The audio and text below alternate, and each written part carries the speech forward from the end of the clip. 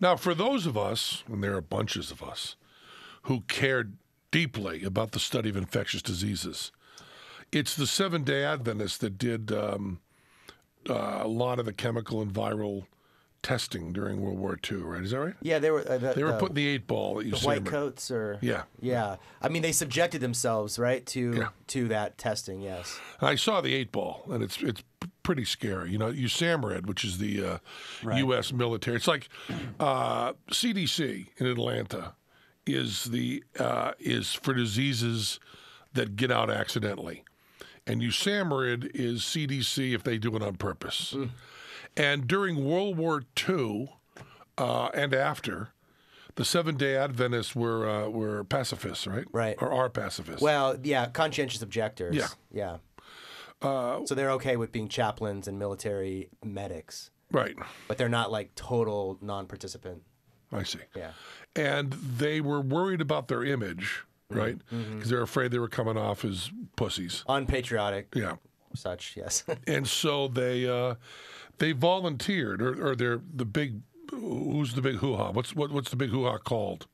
General Conference president, you mean? Yeah, I guess so. Yeah, Whoever the General Conference president was during that time decided that a really good way, being medics was not enough, being a really cool way to come off as butch, Seventh-Day Adventists being butch and patriotic, was that they would be the ones that would do all the testing of germ warfare.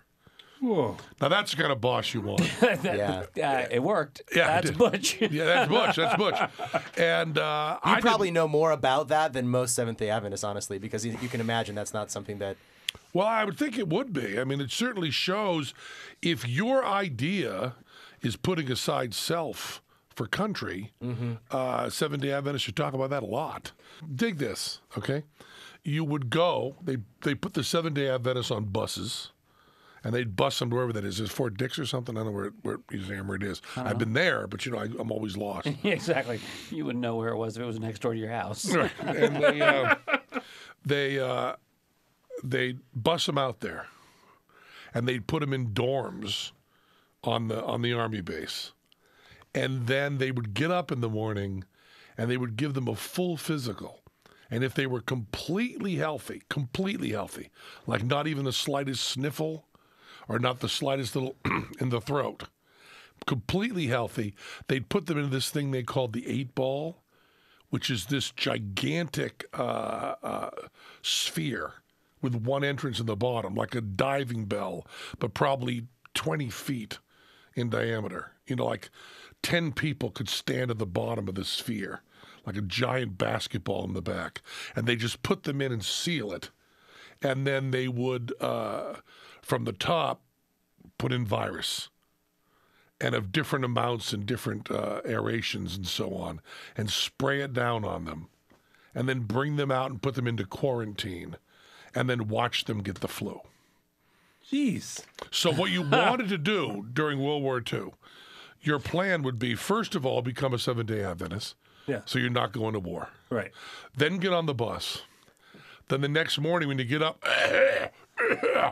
okay, you go back to Seventh-Day Adventistville, and the rest of us will go on the 8-ball and get wicked sick. And he showed me the 8-ball, the general there. Right. When I took a tour of USAMRIID. Fort Detrick, Maryland. Yeah. Fort Detrick, yeah. And opened the bottom of it and says, this is where we shoveled in the Seventh-Day Adventists. I said, good thinking. You didn't put atheists in there, right? And then I actually, because I'm a nut, I tried to sign up for some guinea pig in there. And he said, it's completely safe. It's completely, absolutely safe. But we can't do it to someone who could go on Stern and say we got him sick.